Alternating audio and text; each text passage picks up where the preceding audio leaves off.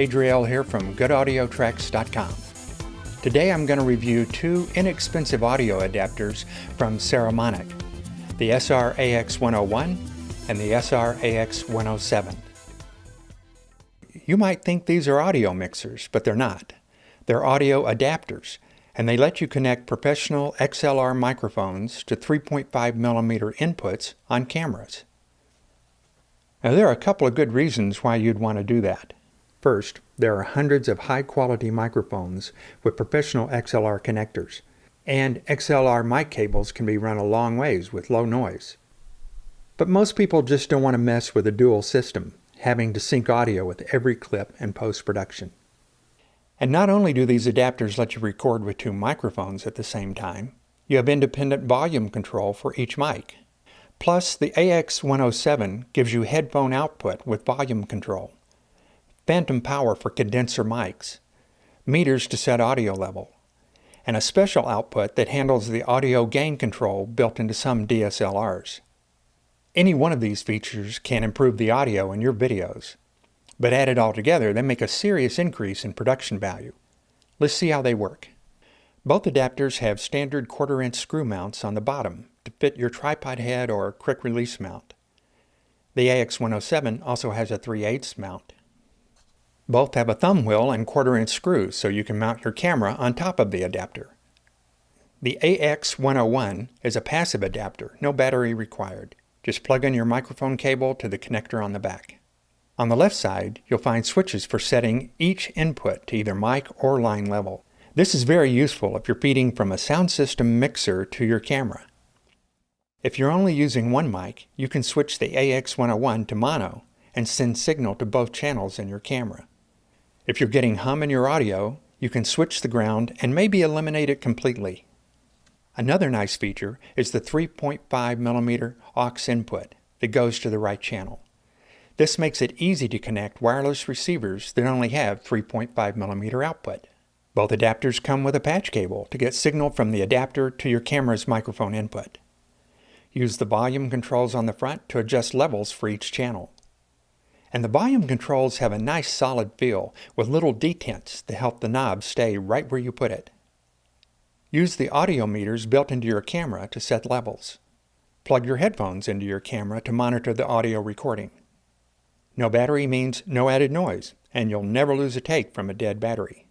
But the AX101 cannot provide phantom power for condenser mics. So, you'll need to use dynamic mics like the Shure 58A or self-powered condenser mics. If you need phantom powering, then you're going to need to go with the AX107. Besides phantom power, the AX107 has built-in meters and headphone output. That may make it a better choice for cameras with no audio monitoring. The AX107 runs on a standard 9-volt battery. The battery tray is keyed so you always get the polarity right.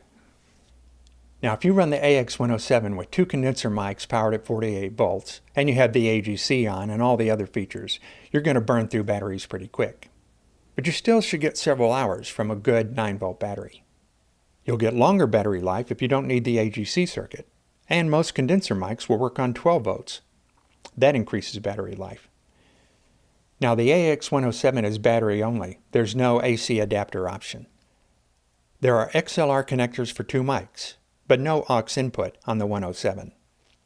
The front panel has a power switch and switches to turn the peak indicators off to save battery.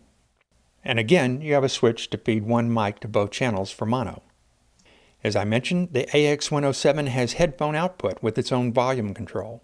Each channel has a high and low gain switch. Low is unity, and high gives you a 20 dB gain in the signal. Combined with the mic line switch, this lets you handle most any signal level. Now the same switch lets you choose phantom power for each channel independently. That's a nice feature. And here's the switch to choose 12 or 48 volt phantom power. The output on the front panel goes to the input on your camera. The patch cable comes in the box with the adapter. It also has a monitor switch, and that's a nice professional feature. You can plug the headphone output of your camera into the monitor input on the 107. Then you use the monitor switch to listen to the output from the camera while recording to make sure you're getting the signal quality you want. Another pro feature is the AGC defeat switch. Now, some DSLR cameras have an automatic gain control, AGC, on the audio.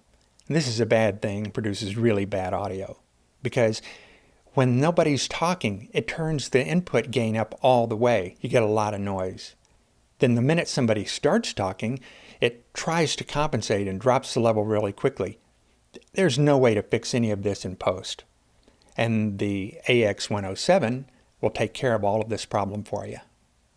When you turn on the AGC defeat, the AX107 sends a stable signal at 20 kHz into the right channel.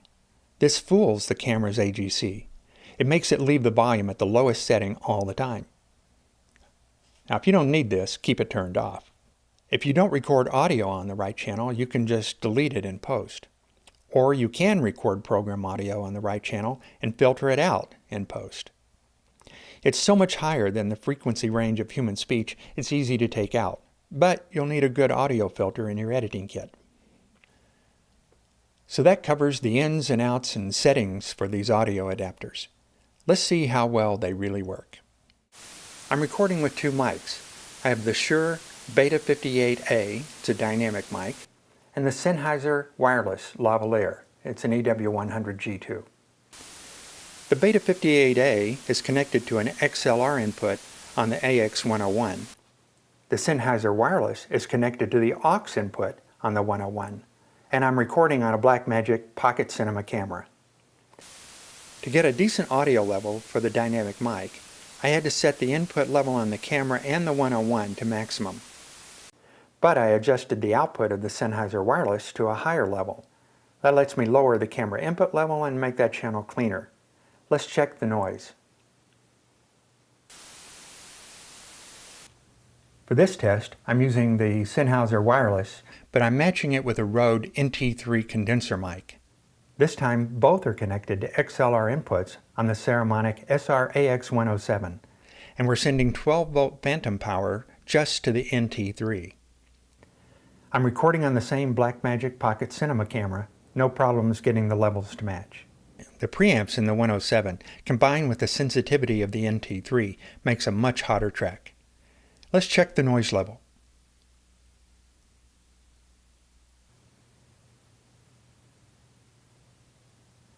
This time I'm using a Rode NT3 condenser mic and the Shure Beta 58A dynamic mic. Both are hypercardioid polar patterns, so they're great for reducing off-axis noise.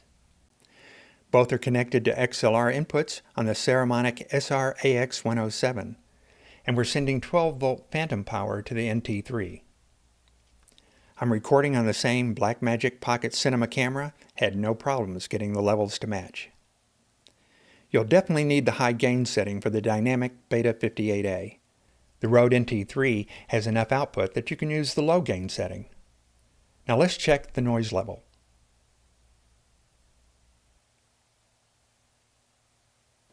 So in post-production, all I did was normalize all of these audio tracks to -3 dB, and then mix them with everything else at the same level. No filtering, no noise cleanup, no EQ. The AX101 works great if you have a self-powered mic like the Sennheiser wireless. But if you want to use a dynamic mic like the Shure, you'll be better off with the extra power of the AX107. And if you need to defeat the AGC on your camera, the AX107 is the only option. The only issue I found with either unit is the quality of the microphone connectors. They don't have the same feel as high-end audio products. Of course, they don't have the same price tag as high-end audio products either. Now, I had no problem with either of these units. They both work perfectly right out of the box. In fact, this whole video was shot using the AX107, except for the part where I tested the 101. For the price, these audio adapters from Saramonic have professional features and they do a great job of connecting XLR mics to DSLR cameras. You ought to give them a try and see how they work with your gear. Leave your comments and questions below and click to like, follow, and share. I'm Adriel, and here's to all your projects having good audio tracks.